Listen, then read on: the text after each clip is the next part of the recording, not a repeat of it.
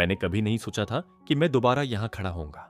मैंने किम हायून के घर को एक नजर देखा, फिर मेरी निगाह अपने आप उस पर टिक गई। वह बेड पर लेटा हुआ था। अभी कुछ देर पहले तक वह सोफा चेयर पर बैठा था, लेकिन मुझे देखते ही उसने अचानक बीमार होने का नाटक किया और बेड पर ढेर हो गया।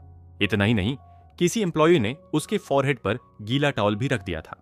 मैं सावधानी से उसके पास गया और बेड के बगल में खड़ा हो गया। जोन डी में उसे देखकर जो एहसास हुआ था वह अधूरा था, लेकिन यहां इस कमरे में अकेले आमने सामने खड़े होकर मेरी ऑकवर्डनेस छुपी नहीं रह सकी। जैसा तुमने सुना होगा, जो एयरक्राफ्ट फूड सप्लाईज देने आया था उसे गिरा दिया गया। अभी तुरंत कॉम्पेंसेशन देना मुश्किल है, लेकिन मैं पूरी कोशिश करूंगा। तो तुम इसी वजह से आए हो? हाँ।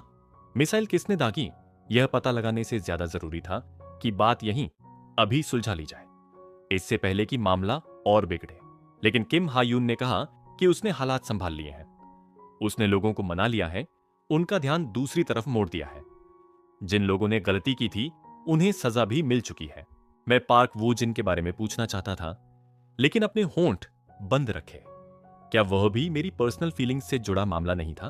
कम से कम इतना अच्छा था कि किम हायून उस दिन से बेहतर दिख रहा था जब मैं उसे छोड़कर गया था। जरूरी बातें कह दी गई थीं, कहानी सुन ली गई थी। मुझे यहां रुकने की वजह नजर नहीं आ रही थी। मैं चुपचाप जाने के लिए मुड़ा ही था कि उसने अचानक मेरी रिस्ट पकड़ ली। कहां जा रहे हो? मामला सुलझ गया है, इसलिए जा रहा हूं। बस ऐसे ही। मैं एक पल रुका, फिर सिर झुका दिया। धन्यवाद। उसके चेहरे पर नाराजगी उभर आई। उसने अपना स्टमक पकड़ लिया और कराहने लगा। बोला कि उसे लग रहा है वह मर जाएगा। जब मैं किसी को बुलाने के लिए हिला, इस बार भी उसने मेरी आम नहीं छोड़ी। मैं बस उसे देखता रह गया। समझ नहीं आया वह क्या करना चाहता है। मेरे साथ रहो बस एक दिन। क्यों? तुम सच में पूछ रहे हो या यूं ही? मैं सच में पूछ रहा था। मुझे नहीं पता था। मुझे लगा था किम हायून अपनी जगह लौट चुका है, तो मुझे भी अपनी जगह लौट जाना चाहिए। और फिर होमवर्क भी तो था। मैंने कहा कि पार्क वू जिन के रहते मैं पूरी तरह निश्चिंत नहीं हो सकता। तभी उसने वह कहा जिसकी मैंने कल्पना भी नहीं की थी। पार्क वो जिन को जल्द ही डिपोर्ट कर दिया जाएगा। मैं अपनी हैरानी छुपा नहीं सका। डिपोर्ट? हाँ, इसलिए इंतजार करो। जितना तुम्हें मिला है उतना ही वापस मिलने दो। अगर तुम उसे यहां मार दोगे तो तुम्हें सपोर्ट करने की कोई वजह नहीं बचेगी। बस कुछ दिन रुको। उसने साफ कहा कि डिस्ट्रिक्ट ए की तरफ से अब कोई प्रिएम्प्टिव अटैक नहीं होगा। उसने फिर से भरोसा दिलाया कि सप्लाईज का वादा निभाया जाएगा और गोल्ड माइन को साथ मिलकर डेवलप किया जाएगा। जैसे ही यह सब सुना, मेरे अंदर जमी हुई टेंशन ढीली पड़ गई। तो सच में सब खत्म हो गया। मुझे जल्दी अपने साथियों के पास लौटना था और यह खबर देनी थी। सब डरे होंगे, कब आसमान में फाइटर जेट्स दिख जाए कोई नहीं जानता। लेकिन किम हायून ने अब भी मेरी रिस्ट नहीं छोड़ी थी। जब मैंने धीरे से हाथ छुड़ाने की कोशिश की, उसने और जोर से पकड़ लिया। आखिरकार मैंने भौहें चढ़ाई और उसकी तरफ देखा। अब भी मुझे क्यों पकड़े हुए हो? मैंने कहा था, मैं तुम्हारे साथ रहना चाहता हूं। So why? I like you. अचानक आए इस कन्फेशन पर मेरे चेहरे पर घृणा साफ झलक गई। उसी पल उसका एक्सप्रेशन भी बिगड़ गया। उसने बीमारी का नाटक छोड़ दिया, बेड से उठ गया और फॉरहेड से टॉवल उतारकर एक तरफ फेंक दिया। हाँ, तुम सच में अजीब हो। कोई सामने अपनी फीलिंग्स कन्फेस कर रहा हो और तुम ऐसा चेहरा बना लो जैसे किसी कीड़े को चबा रहे हो। तुम अचानक अजीब बातें कह रहे हो। क्या तुम अब भी सीखो? मैं सच में वरीड था। उसने जीभ घुमाई, भौहें सिकोड़ लीं, जैसे तय नहीं कर पा रहा हो कि क्या करे। अब तक तुमने मेरे बारे में क्या सोचा है? तुम भाग गए, मैं तुम्हें ढूंढने गया, मुझे चाकू लगा, मैंने तुम्हारे साथ फ्लर्ट किया और कहा कि मैं तुम्हें किस करना चाहता हूं। तुम्हें यह सब क्या लगा? मुझे लगा कि तुम वैसे ही तरह के आदमी हो जब फ्लर्ट करते हो और एक्सपेरिमेंट की वजह से मुझे ढूंढ रहे थे। उसने अपने बिखरे हेयर को पीछे झटका, आंखें कसकर बंद कर लीं। वह किसे दोष देता? मैंने ही शुरुआत में झूठ बोला था। मैंने ही उसे चोट पहुंचाई थी और फिर ऐसे बर्ताव किया जैसे मेरी कोई गलती ना हो। मुझे दोबारा मिलने पर अपनी फीलिंग्स ईमानदारी से कबूल कर लेनी चाहिए थी, लेकिन तब तक मैं यही सोचता रहा कि वह सिर्फ मेरे बॉडी में दिलचस्पी रखता है। किसे पता था कि किसी को पसंद करना ऐसा होता है? 30 साल जिए हैं मैंने। अगर कभी किसी को पसंद ही नहीं किया तो मुझे कैसे पता चलता? लेकिन मैं ये बातें जोर से नहीं कह सका। बहुत पैथेटिक लगती। शिट। उसे खुद को कोसते देख मुझे लगा कि वह अब भी दर्द में है। इस बार उसने खुद मेरी रिस्ट छोड़ दी। मैं मुड़ा और बाहर निकल गया। पीछे से उसकी आवाज आई, the words I said about being okay even if I was rolling in the mud as long as you were there I meant it. मैंने कसकर बंद होंठ हिलाए। That's relief. Live your life holding on tight so you don't fall again. Don't get distracted. उसने कैसा expression बनाया होगा मुझे नहीं पता। मैंने दरवाजा बंद किया और बाहर आ गया। दरवाजे के सामने मैंने अपना हैंड चेस्ट पर रखा और दांत भींच लिए। कुछ गलत है। मेरा हार्ट इतनी जोर से क्यों धड़क रहा है? नहीं, ऐसा नहीं हो सकता। मैंने इस एहसास को जोर से नकारा। हॉलवे पार की, लिविंग रूम से गुजरा और एंट्रेंस तक पहुंचा, लेकिन कोई एम्प्लॉई नजर नहीं आया। किम स्योनो भी नहीं। सब कहां गए? ज्यादा सोचने का वक्त नहीं मिला। मैं फ्रंट डोर तक पहुंचा और बाहर निकलने ही वाला था कि रुक गया। दरवाजा नहीं खुला। जितना जोर लगाया उतना ही बेकार। बटन्स दबाए, किसी को बुलाया, कोई जवाब नहीं। तभी मुझे एहसास हुआ मैं फंस चुका हूं। मैं तेज सांसें लेते हुए वापस बेडरूम की तरफ भागा। दरवाजा खुला। किम हायून फिर से फॉरहेड पर टॉवल रखे मरते हुए आदमी की तरह लेटा था। You came? What did you do? What do you mean? The door is locked. Oh dear, did everyone leave work? It's already that time. मेरे पास कहने को कुछ नहीं था। अगर एम्प्लॉइज चले भी गए तो डोर लॉक करके कैसे? आजकल मेरे साथ इतनी अजीब चीजें हो रही थीं कि सपोजिटली सिक्योरिटी रीजंस की बात कही जाती थी, लेकिन यह समझ से बाहर था। अगर ऐसा ही था तो और सिक्योरिटी क्यों नहीं लगाई? I have to go home. उसने आंखें बंद कर लीं, जैसे उसने सुना ही ना हो। अगर तुम ऐसा ही करते रहे तो मैं दरवाजा तोड़कर यहां से निकल जाऊंगा। तो तोड़ दो।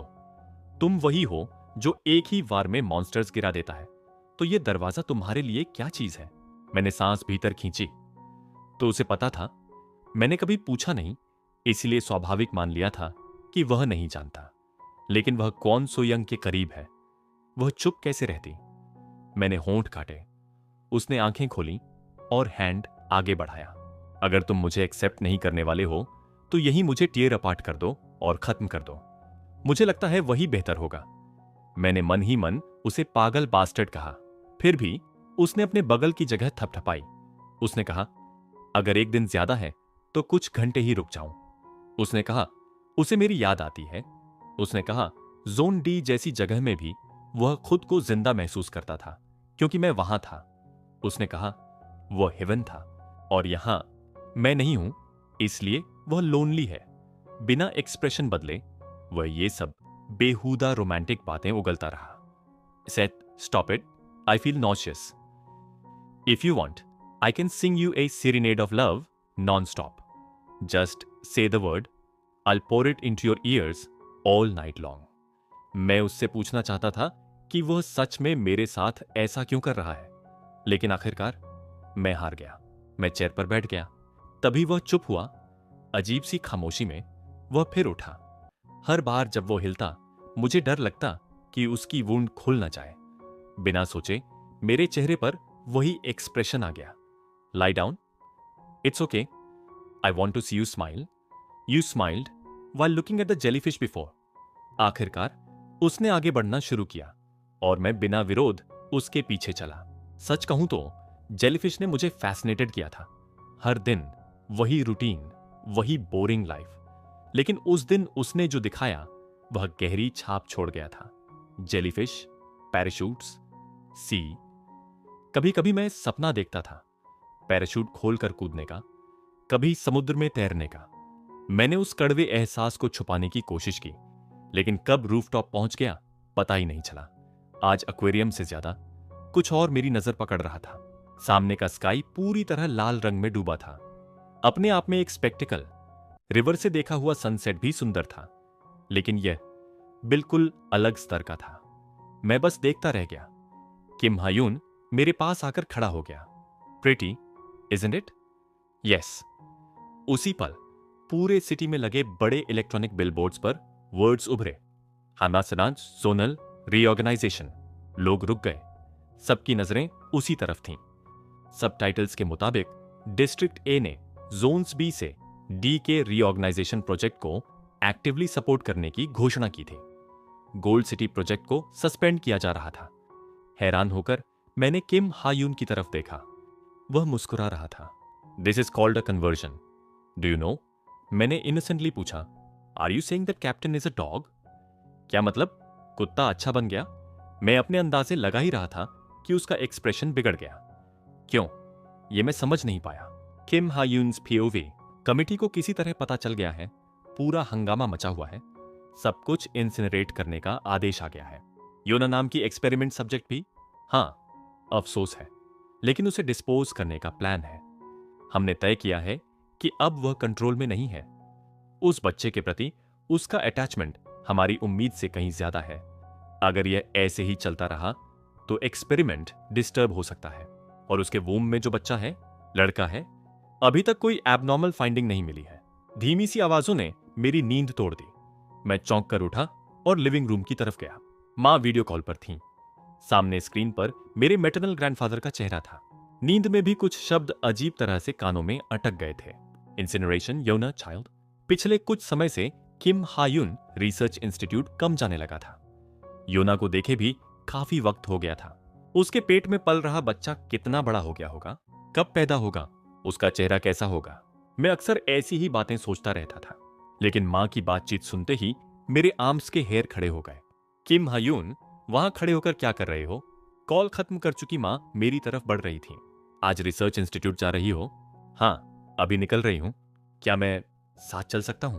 नहीं, आज मुझे जरूरी काम है। फिर भी मैं जाना चाहता हूं। आज तुम अपने आप जैसे नहीं लग रहे। इतनी जिद क्यों? मां की आवाज सख्त होती जा रही थी। मैं इंस्टिंक्टिवली थोड़ा सिहर गया, लेकिन फिर भी हिम्मत जुटाई। अगले महीने मेरा 10वां बर्थडे है।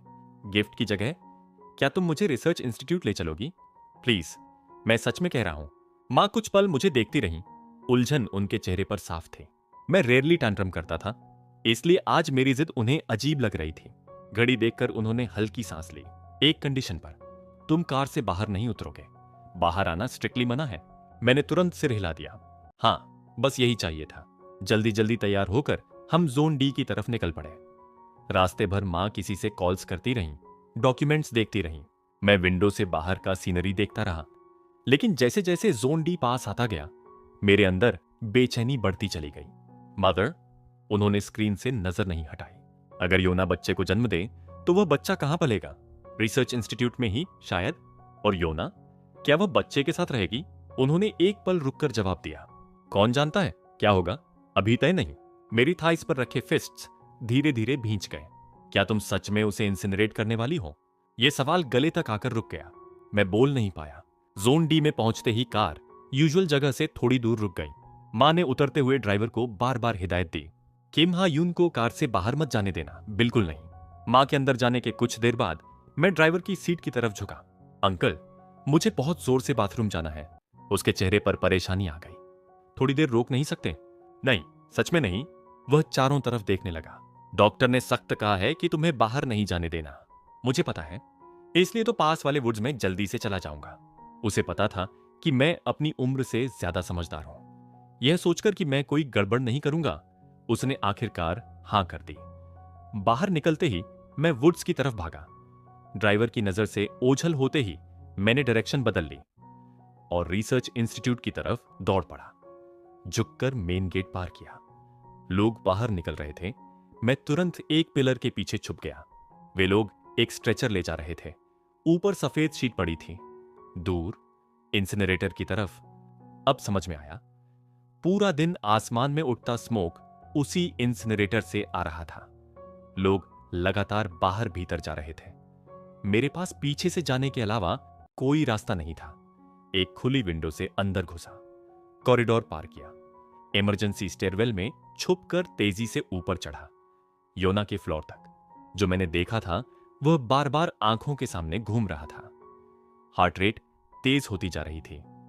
इन्फेक्टेड लोगों को जलाने की कहानियां सुनी थीं, लेकिन यह पहली बार था जब मैंने अपनी आंखों से देखा था। आखिरकार वह रूम सामने था। योना हमेशा की तरह डाइनिंग चेयर पर बैठी थी, टीवी देख रही थी। बिल्कुल खाली नजरें। मैं हाँफता हुआ ग्लास के पास गया और हैंड उस पर रख दिया। उसकी आंखें मेरी तरफ आईं। काफी समय बाद मैंने उसका बेली देखा। बहुत बड़ा हो चुका था। उसका फेस थका हुआ लग रहा था। इधर आओ, मैंने इशारा किया। वह हिली भी नहीं।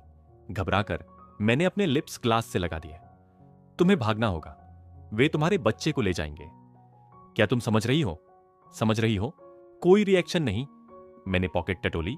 अच्छा हुआ, मां की एक्सेस कार्ड मैंने स्टडी से चुरा ली थी।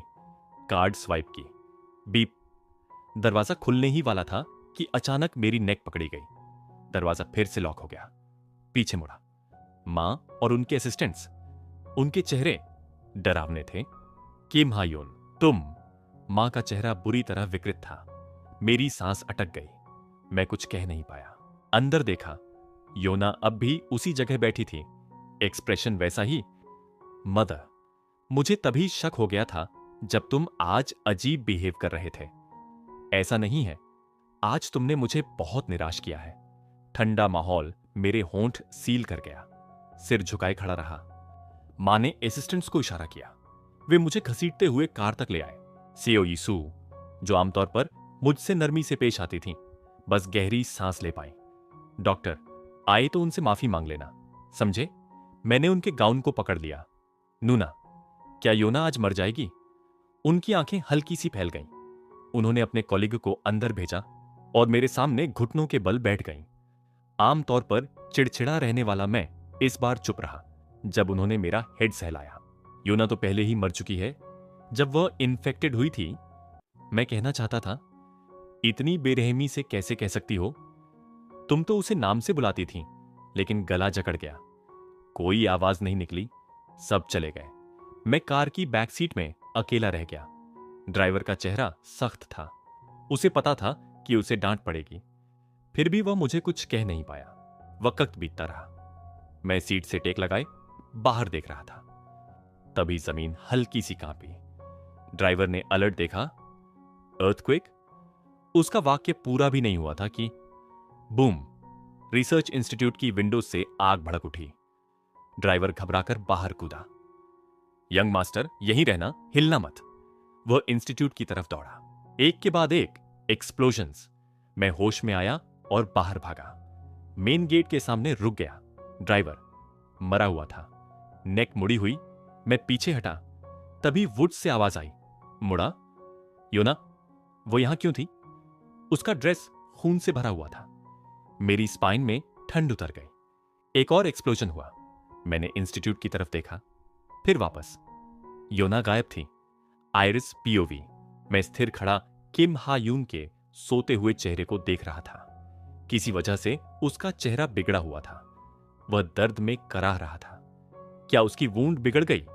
रूफटॉप तक क्यों जाना पड़ा था? उसके बॉडी से पसीना बह रहा था। मैंने धीरे से हैंड बढ़ाकर उसका फेस छुआ। धीरे धीरे उसकी ब्रीदिंग शांत हुई। उसे आराम मिलने लगा। अजीब सा लगा। मैं हैंड पीछे खींचने ही वाला था कि उसकी आंखें खुल गईं। मैंने हाथ पीछे छुपा लिया। उसकी डार्क आईज मुझे देख रही थीं।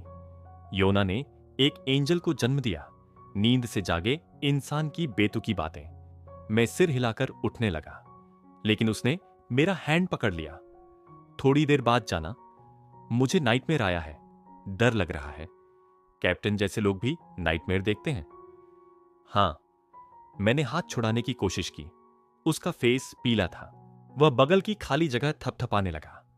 बस थोड़ी देर लेटने को कहा। कुछ अजीब नहीं करेगा, प्रॉमिस। सिर्फ सोने तक रुकने को कहा। कुछ देर बाद मैं उसके पास लेट गया, डिस्टेंस बनाए रखते हुए। उसकी आंखें बंद हो गईं। खामोशी। क्या वह सो गया? मैंने हाथ हिलाया। कोई रिएक्शन नहीं। मैं उठने ही वाला था कि उसकी आवाज आई। क्या तुम्हें उस इंसान के बारे में क्यूरियोसिटी नहीं है जिसने तुम्हें जन्म दिया? मेरे होंठ कस गए। मुझे मोटा मोटा पता था। हॉस्पिटल में क्वॉन सुयंग से सुना था। मैंने उसे देखा है। मैं चौंक गया। कब? जब मैं छोटा था। कितना छोटा? एक लंबी खामोशी। फिर नींद में बोलते हुए वह पुरानी यादें टटोलने लगा।